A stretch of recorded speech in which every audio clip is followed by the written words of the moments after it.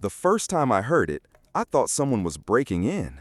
Door creak, fridge hum, metal scrape, 5 footsteps, silence. It was 2:12 a.m., the kind of hour that feels wrong, like the world forgets you exist. I sat up in bed, heart thudding like I'd been yanked out of a nightmare. But I hadn't been dreaming. I was wide awake, listening.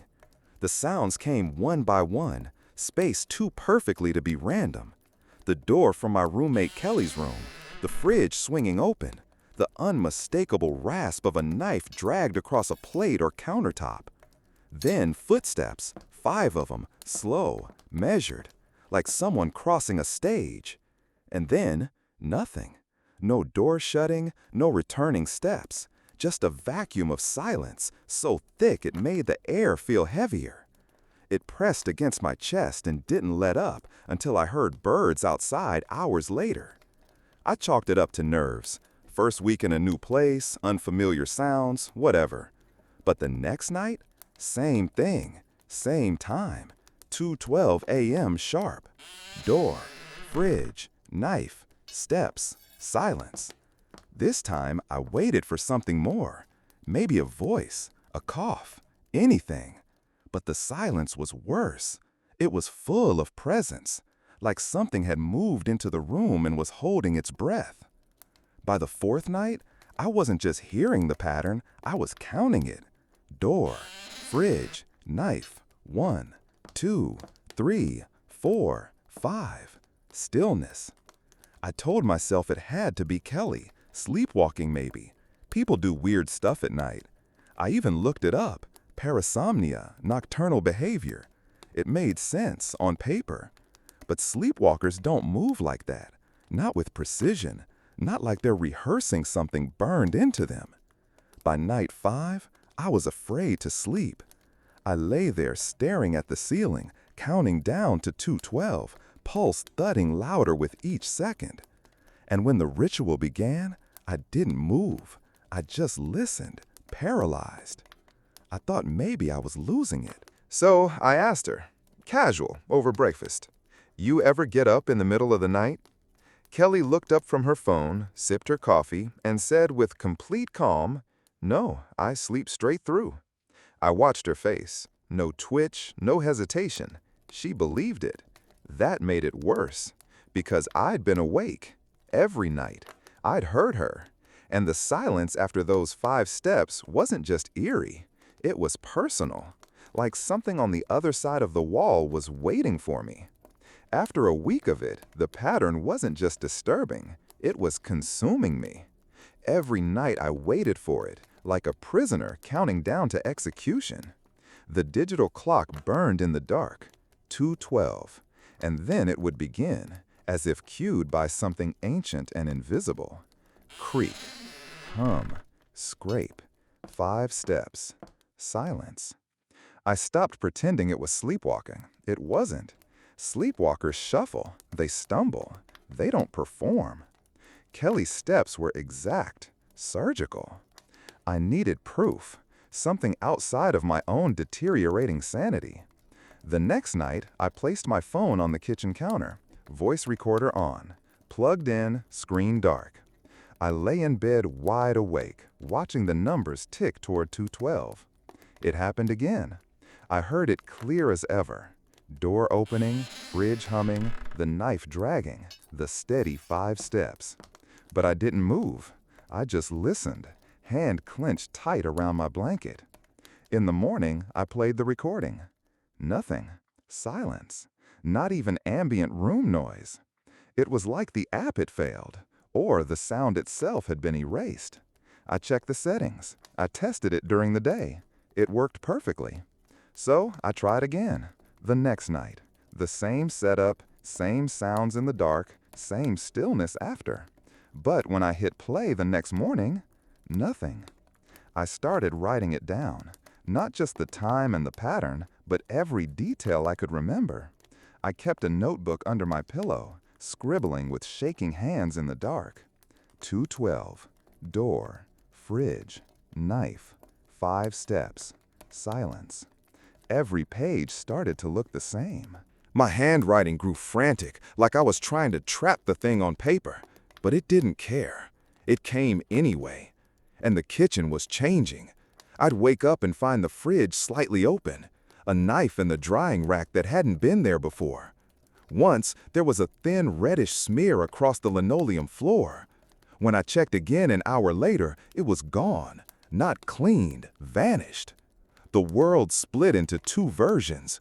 The normal daytime apartment with Kelly drinking coffee and laughing at cat videos, and the 212 version, where something cold and old moved through our kitchen and used her body like a puppet. I asked her again, "You really never wake up? Not even once?" Kelly looked at me too long, smiled. "No. Why?" That smile wasn't hers. It was too slow, too knowing. That night, I didn't hide in bed. I hid in the kitchen.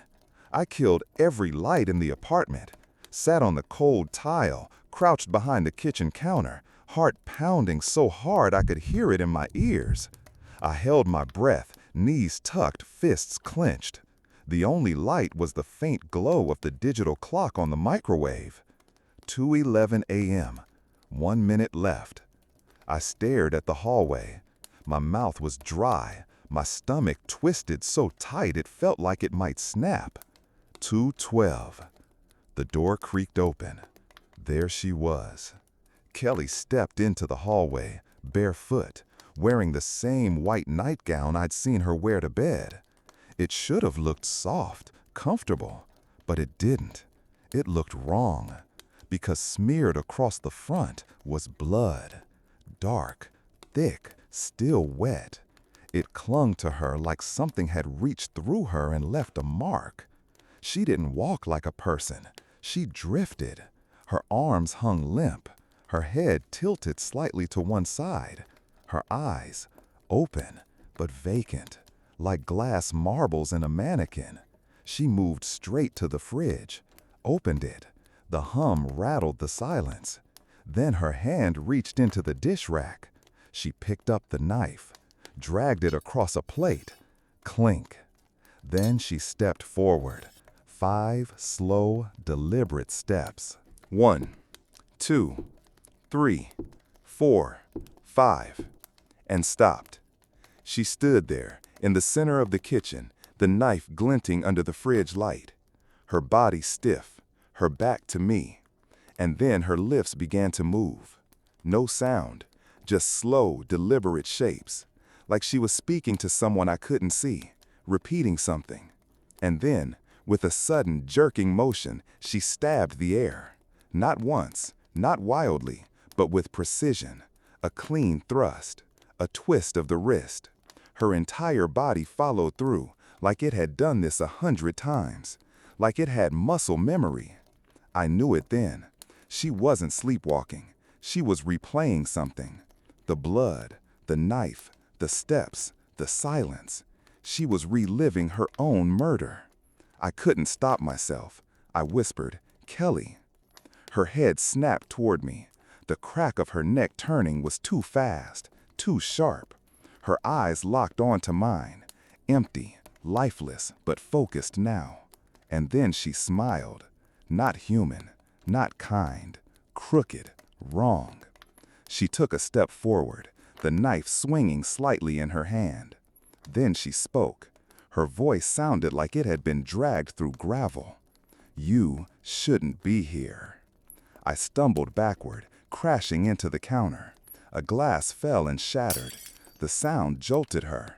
She blinked, looked down at the knife in her hand like she had never seen it before. Her eyes filled with confusion, shame, maybe fear. She dropped the knife in the sink and walked away without a word. Her door shut softly behind her. And I stayed there on the floor, knees locked, trembling until the sky turned gray. The next morning, Kelly was herself again, or the version of her that existed during daylight. She padded into the kitchen in sweatpants, scrolling through her phone, humming something soft under her breath. She smiled when she saw me, polite, warm, like nothing had happened. No trace of the knife, no mention of standing in the dark, reenacting her own death. She didn't remember, or she was pretending not to. Either way, I said nothing. Because now I understood something worse than the nightly ritual. She wasn't the only one bound to it anymore. That night, I locked my door, pushed a chair under the knob, shoved the desk against it, left the closet light on. I even tucked a dull kitchen knife under my pillow, not because I thought it would help, but because doing nothing felt worse. I told myself I wouldn't sleep, but when I opened my eyes, the clock on my nightstand read 2:11 a.m. The air in the room was thick, heavy. It smelled like cold metal and something faintly sweet, like overripe fruit. Then it began. Her door creaked open. The fridge hummed. The knife scraped across porcelain. And then, nothing. But it wasn't the usual silence. It wasn't distant. It was right outside my room. I didn't hear footsteps. I felt them. In the floorboards, in my chest. The doorknob turned, slow, controlled. I sat up, not breathing. My heart slammed in my ears. Through the crack beneath the door, I saw a shadow shift. Then, her voice, soft, measured, almost kind. You broke the loop. A pause. Now it's your turn. The knob stopped moving. Silence stretched impossibly long. Then, gently, the shadow stepped away. Her door clicked shut again like nothing had happened. I didn't move until daylight broke through the blinds. When I finally opened the door, the apartment was quiet, clean, normal, but the feeling hadn't gone. Something had changed. Something had seen me. And whatever this was, it wasn't her ritual anymore. It was mine. I didn't sleep the next night. I didn't try.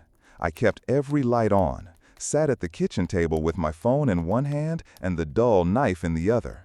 I watched the clock, eyes fixed on the glowing numbers like they could save me. 2:11 a.m. I braced for the sounds, but they never came. No creaking door, no fridge, no knife. Just silence. And then I blinked. Once. That's all. And suddenly, I was standing in the kitchen. I don't remember moving.